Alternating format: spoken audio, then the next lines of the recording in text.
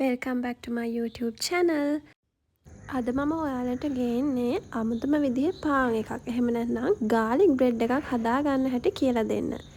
තේ බොනකට කන්න, ස්නැක් එකක් විදිහට මේ ඕනම දෙයකට මේක පාවිච්චි කරන්න පුළුවන්.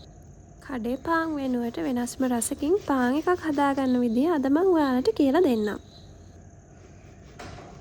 ඉතින් මේක හදන්න අපට අවශ්‍ය වෙන්නේ මොනවද කියන එක අපි දැන් බලමු. සුදු ලුණු, පොඩියට කපාගත්තු ලුණු, පොඩියට කපාගත්තු කරපිංචා, කෑලි මිරිස් කුඩු, කිරිපිටි, ලුණු, ඒ වගේම instant yeast, සීනි, ඒ වගේම vegetable oil. අපේ ප්‍රධාන ingredient එක පාන් පිටි. මුලින්ම අපි pan එකක් අරගෙන ඒකට vegetable oil දාලා ඒක රත් වෙන්න තියනවා. ඊට පස්සේ ඒකට සුදු ලුණු එකතු කරලා ඒක කරද වෙනකන් කලවම් කරගන්නවා. සුදු ලුණු ටික රන්වන් පාට බැදීගෙන එනකොට අපි ඒකට හීනියට කපාගත්තු ලුණු ඒ වගේම කරපිංචා එකතු කරගන්නවා. ඊට පස්සේ ඒ ටිකත් හොඳින් කලවම් කරගන්නවා fry වෙනකන්. මේ සේම බැදීගෙන එනකොට අපි ඒකට කෑලි මිරිස් ටික එකතු කරගන්නවා. ඊට පස්සේ ඒ ටික රන්වන් පාට වෙනකන් හොඳින් බැද ගන්නවා. මේ සේරම හොඳට බැදීගෙන එනකොට හොඳ සුවඳක් එනවා.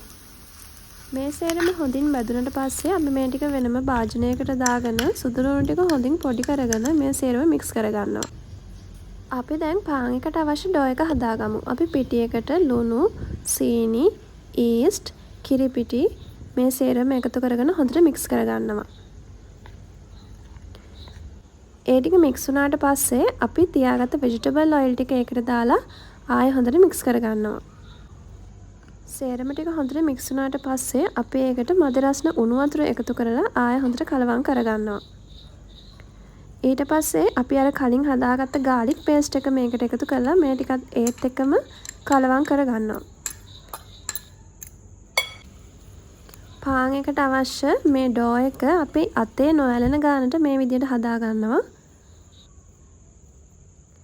මේ විදිහට නීට් කරගත්ත ඩෝ එක මම පාන් හදන්න ගන්න ට්‍රේ එකට දාලා පැය 3-4 අතර කාලයක් පිපෙන්නට ඉඩ අරිනවා. මේ තියෙන විදිහට හදාගත්ත ඩෝ එක. අපි දැන් මේක සෙන්ටිග්‍රේඩ් අංශක 150 උෂ්ණත්වයේ විනාඩි 30ක් විතර බේක් කරගත්තට පස්සේ අපිට මෙන්න මේ වගේ ලස්සන පාන් එකක් බලා ගන්න පුළුවන්. ලස්සන සුවඳ රස මේ හැම දෙයක්ම මේ පාන් එකේ තියෙනවා.